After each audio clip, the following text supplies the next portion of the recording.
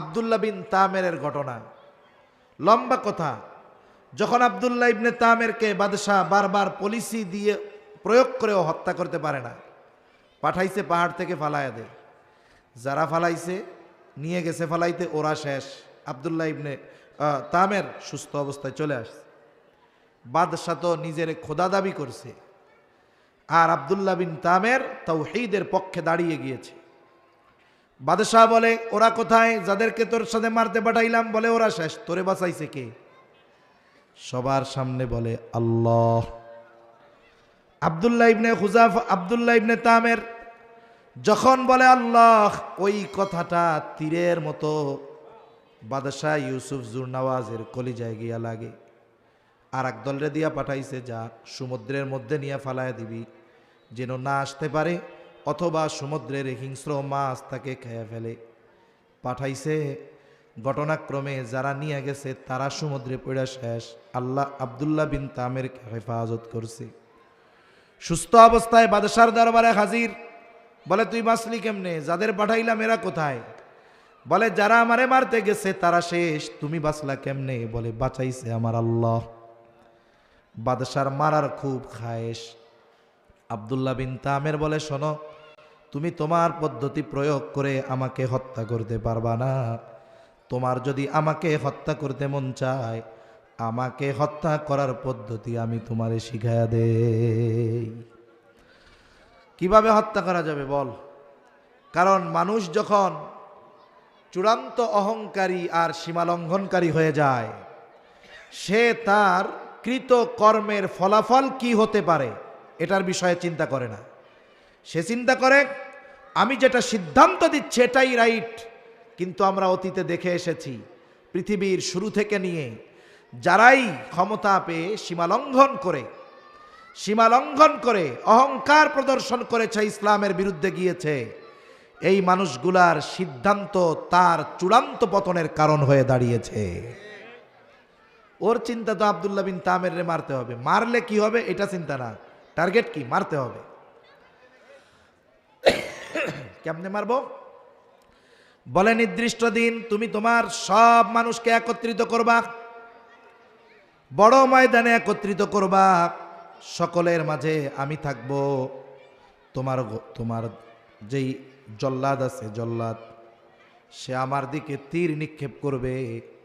তবে শর্ত হলো, তীরটা নিক্ষেপ করার সময় বলতে হবে, বিসমিল্লাহি রব্বিল গোলাম। বিসমিল্লাহি রব্বিল গোলাম, আল্লাহর নামে তীর মারতেছি। বলে, কে? বলে, এই বালকের রব আল্লাহর নামে এরে তীর মারতেছি। এই কথা বলে তীর মারতে হবে। ও চিন্তা করে, তীর মাইরা যদি ওরে মাইরাই ফেলানো যায় তাহলে তো পথের কাটা ক্লিয়ার। খুব করে ঘোষণা দিছে, নির্দিষ্ট দিনে লাখো জনতা উপস্থিত, সবাই বাঁচতে চায় আর এই যুবক মরতে চায়। সকলে উৎসুক, চলে এসেছে নির্ধারিত সময়ের আগে, সবাই এসে হাজির। সবার মাঝে ফাঁকা জায়গা, আব্দুল্লাহ বিন তামের দাঁড়ায় আছে।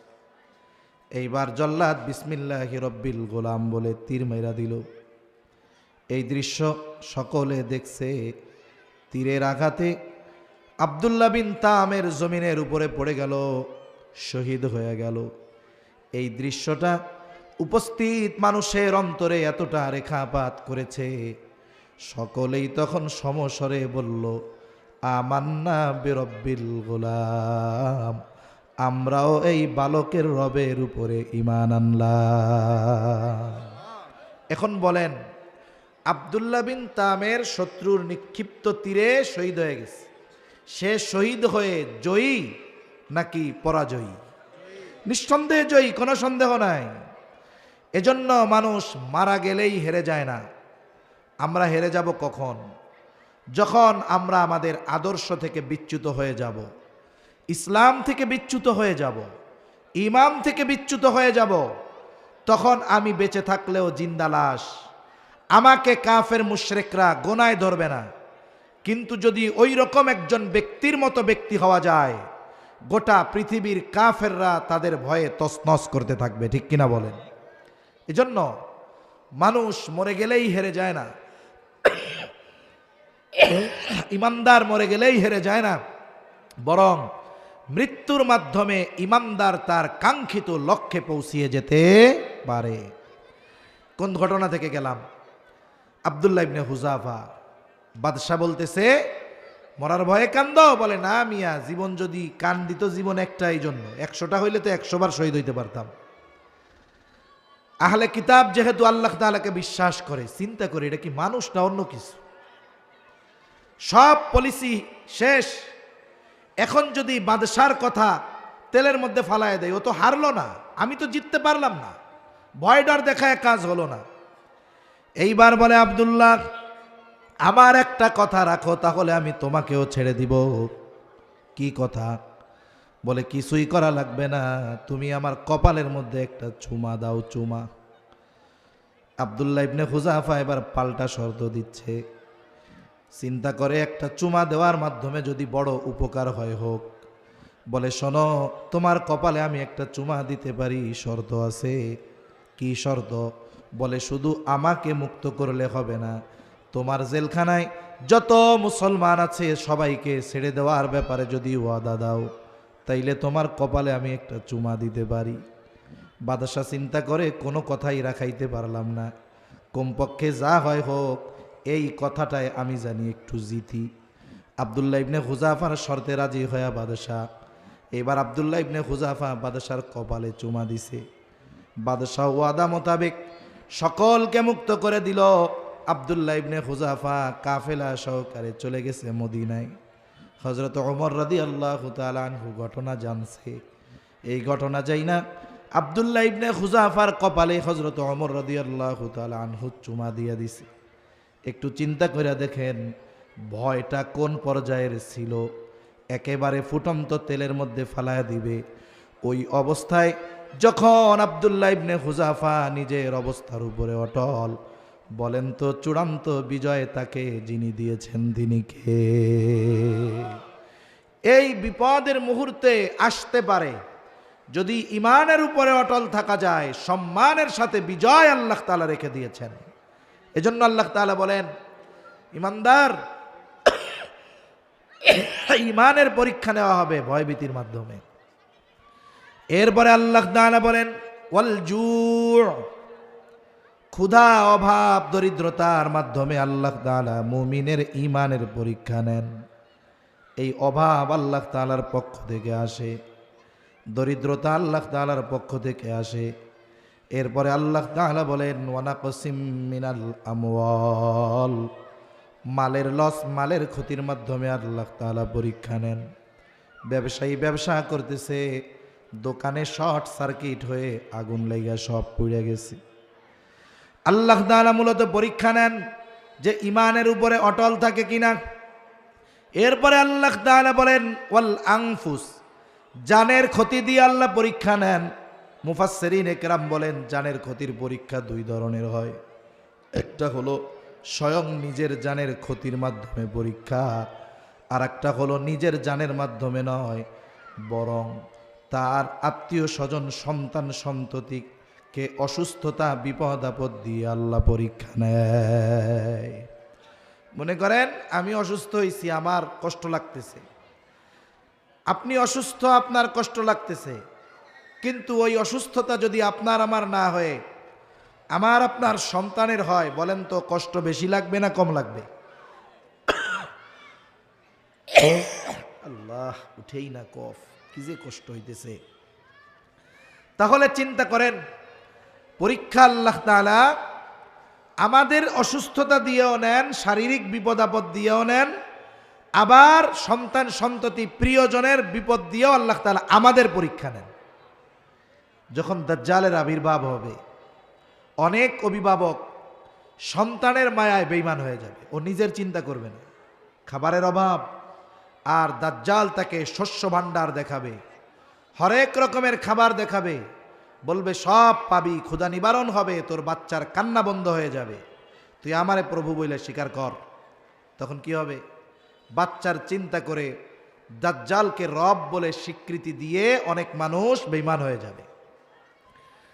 তাহলে আল্লাহ তাআলা জানের ক্ষতির মাধ্যমেও পরীক্ষা নেন। এরপরে আল্লাহ তাআলা বলেন ওয়াস সামারাত, ফল ফসলের ক্ষতির মাধ্যমে আল্লাহ তাআলা পরীক্ষা নেন। অনেক সময় এমন হয় জমিনে ধানটা ফলন হয়েছে, বাম্পার ফলন, চিন্তা করতেছে যেই পরিমাণ ফলন জমিনে হলো, এইবারের ফসল দিয়ে মানুষের ঋণ দেনা পাওনা শোধ করে আগামী সিজন পর্যন্ত চলা যাবে। বাড়িতে শুয়া শুয়া চিন্তা করতেছে আগামীকাল 10 জন কৃষক নিয়ে জমিনের ধানগুলো কেটে ফেলব। এই চিন্তার মাঝে হঠাৎ আকাশের মধ্যে মেঘের আওয়াজ, সকালবেলায় বৃষ্টি শুরু হয়ে গেল। বলে শিলা বৃষ্টি হইতেছে। বলেন তো পাকা ধানের উপরে যদি শিলা বৃষ্টি হয়, ধানের কোনো অস্তিত্ব থাকবে নাকি? খড়ই তো ভালো মতো খুঁজে পাওয়া যাবে না। এই জন্য আল্লাহ তাআলা অনেক সময় ফল ফসলের ক্ষতি দিয়া পরীক্ষা নেয়। এখন কি ওই যে শুরুতে কইছি, পরীক্ষা ঠিকই আল্লাহ নেন, কিন্তু বান্দা পরীক্ষায় ফেল যাক, এটা আল্লাহ তাআলা কখনোই চান না। তাহলে বলেন এই ধরনের মুসিবত আসে কার পক্ষ থেকে? এখন আল্লাহ কি চান মূলত বিপদ দিয়ে? যিনি বিপদ দেন, বিপদ উদ্ধার করার ক্ষমতা তার আছে না নাই? মূলত আল্লাহ চান যে আমি বিপদ দেই, এটা বান্দা যেমন বিশ্বাস করে, আমি বিপদ থেকে উদ্ধার করি, এই বিষয়টাও অনুরূপ বিশ্বাস বান্দা করে কিনা, যে বিপদে পড়ে আমি বিপদ দিয়েছি জানার পরে আমার কাছে আসে নাকি সুদের টাকায় না বিপদ থেকে বাঁচতে চায়, এটা আল্লাহ দেখতে চায়। এজন্য 2 আয়াত আগেই আল্লাহ তাআলা বলেন,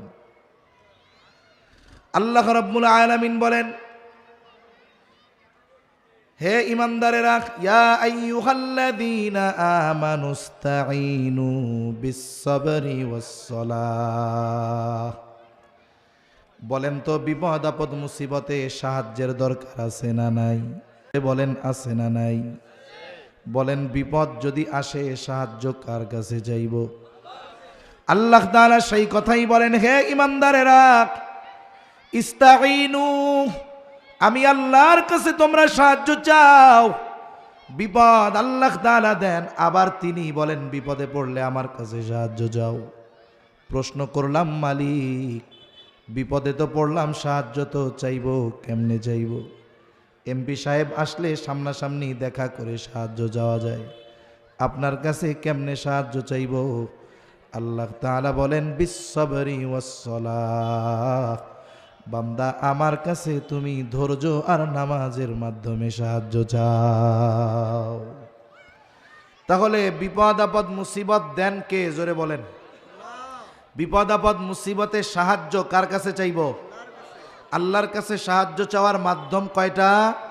কি কি বলেন তো? সবর এবং সালাত, ধৈর্য আর নামাজ। এখন ধৈর্য কাকে বলে?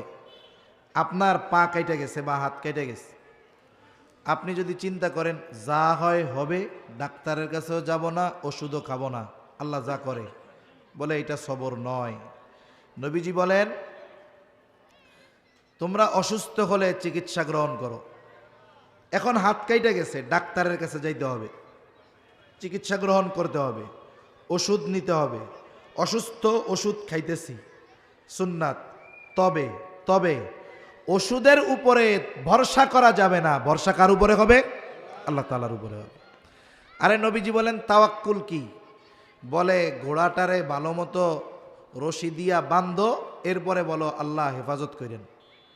বিপদে পড়ছি, বিপদ থেকে বাঁচার বৈধ প্রচেষ্টা করা, সাথে সাথে এই বিশ্বাস রাখা যে আমার চেষ্টা প্রচেষ্টা আমাকে বিপদ থেকে উদ্ধার করতে পারবে না যদি আল্লাহ তাআলা না চান। কারণ কি? দেখেন একই অপারেশন, হার্টের সমস্যা, বাংলাদেশের প্রসিদ্ধ একজন ডাক্তারের মাধ্যমে চিকিৎসা হয়, ওপেন হার্ট সার্জারি। দেখা যায় একই অপারেশন, কেউ সুস্থ হয়, কেউ মারা যায়, ঠিক কিনা?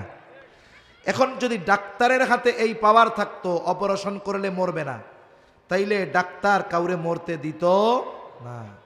কিন্তু ডাক্তারও জানে অপারেশন এক, রুগীর সিমটম এক, সব এক, কিন্তু এটা বাঁচবে না মরবে এটা আল্লাহ ভালো জানে। এই জন্য আগে সিগনেচার নিয়ে নেয়। যদি ইন কেস কিছু হয়ে যায় তাহলে হসপিটাল কর্তৃপক্ষ, ডাক্তার কাউকে দোষারোপ করা যাবে না। যেমন আরেকটা উদাহরণ দিয়ে বুঝতে সহজ হবে। মনে করেন অনেক জায়গায় অনেক হসপিটালে রুগী থাকে, অসুস্থ রুগী, মেজর অপারেশন। এখন মসজিদে মাদ্রাসায় দোয়া করায় না, যে একটু দোয়া করেন আমার আব্বার ওপেন হার্ট সার্জারি আল্লাহ তাআলা যেন সুস্থ করে দেয়। দোয়া চায় না এরকম? আমরাও দোয়া করি, আল্লাহ অমকের বাবা হার্ট অপারেশন হবে, আল্লাহ অসুস্থ, আপনি তারে সুস্থ করে দিয়েন। প্রশ্ন বুঝে একটু জবাব দিবেন। বলেন তো, ব্যক্তির অপারেশন শুরু হয়ে গেল, অপারেশন থিয়েটারের মধ্যে অপারেশন কে করে? জোরে বলেন না কে? অথচ কেউ আইসা বলে না একটু দোয়া করেন যেন ডাক্তার অপারেশনটারে সাকসেসফুল করতে পারে, এটা কেউ কয় না। তার মানে অপারেশন ডাক্তার করে ঠিক, কিন্তু সাকসেসফুল করার ক্ষমতা ডাক্তারের নাই। যদি অপারেশন করার পরে সাকসেসফুল করার ক্ষমতা ডাক্তারের থাকতো, তাহলে অপারেশনের টেবিলে রুগী মারা যেত না। তার মানে অপারেশন ডাক্তার করে ঠিক, কিন্তু ওই অপারেশন সাকসেসফুল যিনি করেন তিনি কে? বলে এটা হলো সবর। অপারেশন ডাক্তার করতেছে, কিন্তু দোয়া চায় কার কাছে? আল্লাহর বলে, আল্লাহ অপারেশনটা সাকসেসফুল করে দিয়েন। এটা হলো সবরের ব্যালেন্স। বিপদ থেকে বাঁচার বৈধ চেষ্টা করা, সাথে সাথে আল্লাহর কাছে দোয়া অব্যাহত রাখা যে আল্লাহ আমাদের চেষ্টা প্রচেষ্টা আমাদেরকে আমাদের বিপদ থেকে উদ্ধার করতে পারবে না যদি আপনি না সফল করেন। সাথে সাথে এই যে চাওয়াটা আল্লাহ তাআলার কাছে, চাওয়ার সবচাইতে মাধ্যম হলো নামাজ। কারণ বান্দা আল্লাহর সবচাইতে নৈকট্য অর্জন করে কখন? বলে যখন বান্দা সেজদায় যায়। এজন্য ধৈর্য আর নামাজের মাধ্যমে সাহায্য কার কাছে চাইব? আল্লাহর কাছে। যেই মুমিন বান্দা বিপদ আপদ মুসিবতে পড়ে আল্লাহ তাআলার কাছে সবর আর সালাতের মাধ্যমে সাহায্য চায়, আল্লাহ তারে প্রমোশন দিয়া দেয়। কি দেয় বলেন? প্রমোশন। শুরু করেছে ইমানদারদেরকে খেতাব কইরা, লাস্টে আল্লাহ তাআলা বলেন ইন্নাল্লাহা মাআল মুমিনিন, বলেন নাই? আল্লাহ তাআলা বলেছেন ইন্নাল্লাহা মাআস সাবিরিন। তার মানে যেই ইমানদার বিপদ আপদ মুসিবতে ধৈর্য আর নামাজের মাধ্যমে আল্লাহ তাআলার কাছে সাহায্য চায়, ওই মুমিন তখন সাধারণ মুমিন থাকে না। ওই মুমিনকে আল্লাহ ডিগ্রি দিয়া দেয়, ও তখন প্রমোশন পাইয়া সবের মুমিনদের অন্তর্ভুক্ত হয়ে যায়। আর যে সবের মুমিন হয়ে যায়, সবরের গুণ যে অর্জন করে, তার ব্যাপারে আল্লাহ তাআলা বলেন ইন্নাল্লাহা মাআস সাবিরিন। আল্লাহ তাআলা বলেন নিশ্চয়ই আল্লাহ ধৈর্যশীলদের সাথে আছে। তাহলে 2-3 মিনিটের মধ্যে শেষ করে দেবো ইনশাআল্লাহ। আমি তো আবার এই ঘড়িটার টার্গেটে চলতেছি, তো এটাই বাজে হলো 10, আমারটাই বেজে গেছে 14, উল্টাপাল্টা লেগে গেছে। নাইলে এইটার ঘড়ি অনুযায়ী আমি আমার টাইম শেষই করতাম। এরপরে কি হইল? আল্লাহ তাআলা বলেন এই যে পরীক্ষা নিলাম, যারা পরীক্ষায় এই প্রয়োগগুলো করলো, বলে তারা তো পরীক্ষায় পাস। কি করবেন? বলে বাশশিরিস সাবিরিন।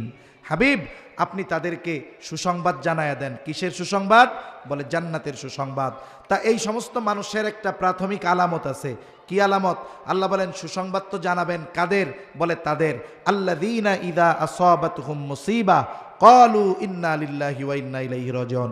তারা যখন কোনো বিপদ আপদ মুসিবতে পড়ে, তাদের উপরে যখন কোনো বিপদ আপদ মুসিবত আসে, শুরুতেই তারা বলে ইন্না লিল্লাহি ওয়া ইন্না ইলাইহি রাজিউন। তাহলে মুসিবতে পড়লে ইন্না লিল্লাহ পড়তে হবে, শিখাইছেন কে? শুধু মানুষ মরার দোয়া এটা না, যে কোনো মুসিবতে এটা পড়তে হয়।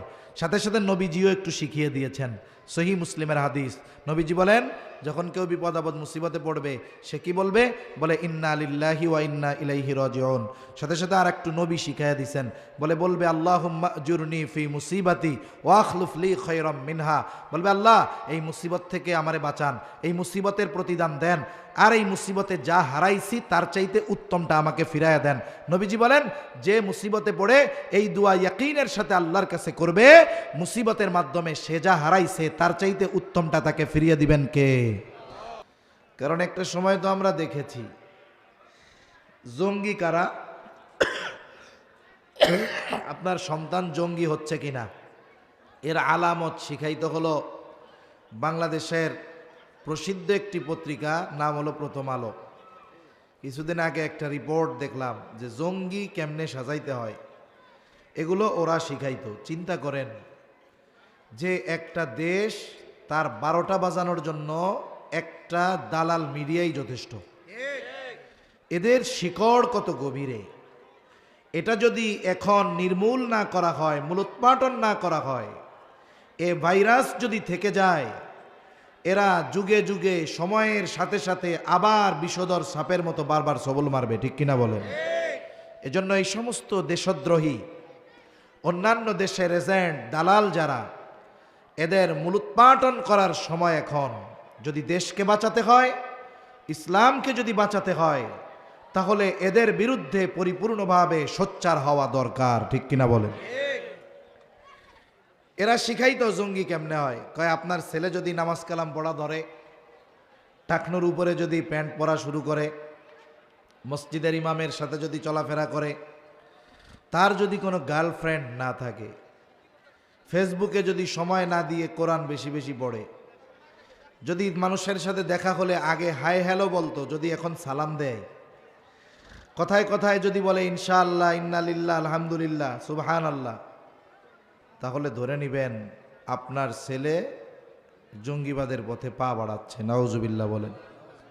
অথচ দেখেন সুবহানাল্লাহ, আলহামদুলিল্লাহ, আল্লাহু আকবার, ইনশাআল্লাহ, সালাম বিনিময়, টাকনুর উপরে প্যান্ট পরা, এটা মুসলমানদের একটা কালচার, কোরআন হাদিসের নির্দেশনা। অথচ এইগুলা মানলে জঙ্গি বলে প্রচার করা হতো। ঢাকা ইউনিভার্সিটির মাথা মোটা, মাথার মধ্যে গোবর ভরা, এই ধরনের কিছু শিক্ষক ছিল। এরাও মিডিয়ার সামনে এসে বলতো যে শুদ্ধভাবে সালাম দেওয়া নাকি জঙ্গিবাদের আলামত। নাউজুবিল্লাহ। সালাম কেমনে দিবে? সালাম আলাইকুম, এরকম সালাম দিলে হলো সে বুঝবেন যে না ঠিক আছে। কেউ যদি শুদ্ধভাবে সালাম দেয় আসসালামু আলাইকুম রাহমাতুল্লাহ, ওই গবেট, গাধা, মূর্খ, গর্ধব, অশিক্ষিত কি বলছে? বলে শুদ্ধভাবে সালাম দিলে এটাও নাকি জঙ্গিবাদের আলামত। নাউজুবিল্লাহ বলে। আসলে এদের যে কি করা দরকার ছিল তা তো আমরা করতে পারি না। আমরা না করতে পারলেও কি, মরার পরে ফিরিস্তা এদের জন্য রেডি আছে। দেখেন এইগুলো যখন ব্যাপক হারে প্রচার হইতো, পত্রিকা ফলাও করে, টেলিভিশন ফলাও করে প্রচার করত, যেই সমস্ত সন্তানদের মা বাবা ইমানি দিক দিয়ে দুর্বল, ছেলে তো দ্বীনে প্রবেশ করলে ওটা তো তার প্রাথমিক একটা বিষয়। একটা ছেলে যখন দ্বীনের পথে আসবে, শুদ্ধভাবে সালাম দেওয়া, ইসলামী পরিভাষাগুলো ব্যবহার করা, এটা প্রাইমারি একটা বিষয়। তা এইটা যখন সে শুরু করবে, তার পরিবার থেকে বাধা চলে আসবে। আরে আমার ছেলে শুদ্ধভাবে সালাম দেয়, আমার ছেলে এখন তার খালাতো বোন, চাচাতো বোন এগুলোর দিকে তাকায় না, তার মানে তো সর্বনাশ, জঙ্গি হয়ে যাইতেছে। এই জন্য অনেক যুবক এমনভাবে মেসেজ করতে বলতো, হুজুর বলে দ্বীনের উপরে চলতে চাই, বাহিরের কোনো মানুষের তোয়াক্কা করি না, কিন্তু সবচাইতে বড় বাধা হলো আমার নিজের ঘর। এই জায়গায় আমার জন্য বড় ভয়। বলে আমি নামাজ পড়বো, আমাকে বলে তোরে জঙ্গি বলবে, তোর কারণে আমাদেরও ডিস্টার্ব হবে, আমাদেরও মানুষ জ্বালাতন করবে। আবার একটু দাড়ি লম্বা করতে চাই, বলে দাড়ি রাখা যাবে না। কেন? বলে জঙ্গি বলবে, তোর কারণে আত্মীয় স্বজন মানুষের কাছে লজ্জিত হব। আবার আমারে হুমকি দেয়, তুই দাড়ি রাখ, তাতে কি রাত্রে যখন ঘুমায় থাকবি দাড়িটারে কাইটা দিব। তাহলে দেখেন একটা মানুষ যদি দ্বীনের উপরে চলতে চায়, তার জন্য ভয়ঙ্কর জায়গা অনেক সময় নিজের ঘরটাও হয়ে যেতে পারে। যেখানে পরিপূর্ণ দ্বীন মেনে চললে ঘরের মানুষ শত্রু হয়ে যেতে পারে, আর ওইখানে যদি একজন ইমানদার পরিপূর্ণ দ্বীনের উপরে চলতে চায়, বাহিরের হাজারো বাধা, কথা, বিপদ আপদ, বালা মুসিবত আসতে পারে কি পারে না, এ বিষয়ের প্রস্তুতি আমাদের থাকতে হবে। যে ইমানের উপরে চললে আমাদের বাধা বিপত্তি আসবে, বিভিন্ন দিক দিয়ে ভয় ভীতি আসবে, তবে যদি নিজের অবস্থানের উপরে অটল অবিচল থাকা যায়, ইনশাআল্লাহ চূড়ান্ত বিজয় ইমানদারদেরই হবে, ঠিক কিনা বলেন? এর অনেক উপমা আমরা সম্প্রতি সময় দেখতেছি। নিয়ারেস্ট সময়, একেবারে নিকটবর্তী সময় কি দেখলাম? আমাদের দেশের তরুণ যুবক যারা আমরা মনে করতাম যে internet, social media, Facebook, free fire এগুলো আমাদের তরুণ সমাজ, যুব সমাজকে মনে হয় শেষই করে দিয়েছে। কিন্তু অনেক সময় হয় ধ্বংসস্তূপের নিচ থেকেও অনেক সময় ফুলের গাছ উঠে, ফুল ফুটে। আমরা মনে করতেছিলাম আমাদের তরুণ যুবকেরা শেষ, কিন্তু আমরা কি দেখলাম যে এরা হকের পক্ষে, জালেমের বিপক্ষে। এরা শুধু রাত জেগে মোবাইল টিপে এমনটা নয়, বরং প্রয়োজনে যদি দেশের জন্য, ইসলামের জন্য জালেমের বুলেটের সামনে দাঁড়াতে হয়, এই তরুণ যুবকেরা এগুলোর তোয়াক্কা করে না। ঠিক কিনা বলেন?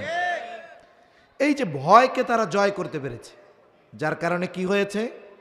অস্ত্রবিহীন এই মানুষগুলোর হাতে অস্ত্র নাই, বোমা নাই, কেউ নাই সাথে, কিন্তু নিজেদের অবস্থার উপরে অটল অবিচল থাকার কারণে একটা সময় জয়ের মালা তারা পরিধান করেছে। ঠিক কিনা বলেন? এখন বলেন তো, মানুষ যদি জাগতিক সফলতা অর্জনের জন্য দৃঢ়তার উপরে থাকতে পারে, ভয়কে জয় করে দাঁড়িয়ে থাকতে পারে, আল্লাহ তাআলা জাগতিক সফলতাও তাদের দেন। আর কোনো ব্যক্তি যদি ঈমানের জন্য, দ্বীনের জন্য অটল অবিচল থাকে, বলেন তো আল্লাহ তাদের বিজয় দিবেন কি দিবেন না? এজন্য ভয় ভীতি আসলে তোয়াক্কা করা যাবে না। আফগানিস্তানের মুজাহিদেরা করে নাই। আমেরিকা এবং তার সম্মিলিত জোট ন্যাটো শক্তি প্রায় 2 যুগ ধরে আক্রমণ চালিয়ে গেছে, ধ্বংসস্তূপে পরিণত করে ফেলেছে। ওই মানুষগুলো তাদের ভয়ে মাথা নোয়ায় নাই। একটা সময় আল্লাহ তাআলা তাদেরকে এমন বিজয় দান করেছে, আমেরিকা এবং তার জোট শক্তি রাতের আধারে পালিয়ে যেতে বাধ্য হয়েছে। সিরিয়ার উপরে জুলুম অত্যাচার, আল্লাহর বান্দারা নিজেদের অবস্থানের উপরে অটল। তারা রাশিয়ান বোমাকে ভয় করে নাই, জুলুম অত্যাচারের তোয়াক্কা করে নাই, অবস্থার উপরে অটল অবিচল। একটা সময় কি হলো? আল্লাহ রাব্বুল আলামিন তাদের মাধ্যমে দামেস্ক, সিরিয়াকে বিজয় করলেন, আর জালেম আসাদ আল বাশার ও তার সাঙ্গপাঙ্গ নিয়ে পালিয়ে যেতে বাধ্য হলো। তাহলে বোঝা যায় যুগে যুগে যারাই দ্বীনের উপরে থেকেছে, ঈমানের উপরে অটল অবিচল ছিল, তাদেরকে বিভিন্ন ধরনের ভয় ভীতি দেওয়ার মাধ্যমে পরীক্ষা নেওয়া হয়েছে। কিন্তু যেই মানুষগুলো অবস্থার উপরে অটল, একটা সময় আল্লাহ তাদেরকেই বিজয় দান করেছে। এজন্য ভয় ভীতি এই জামানায়ও আসতে পারে, এই জামানায়ও ঈমানের উপরে চলার কারণে বাধা আসতে পারে, কিন্তু আল্লাহ তাআলা দেখতে চান যে বান্দা এই ভয় ভীতির কারণে তার ঈমানকে ত্যাগ করে কিনা, ভয় ভীতির কারণে আমি আল্লাহকে ভুলে যাই কিনা। আল্লাহ তাআলা মূলত এটা দেখতে চান। এজন্য যখন কোনো ভয় ভীতি আসে, ঈমানের উপরে থাকার কারণে, দ্বীনের উপরে চলার কারণে বুঝতে হবে আমার পরীক্ষা চলতেছে। আমি যদি এখন অটল অবিচল থাকতে পারি, অচিরেই এই সফলতার মালা আমার আপনার গলায় আল্লাহ তাআলা পরিধান করায়া দিবেন।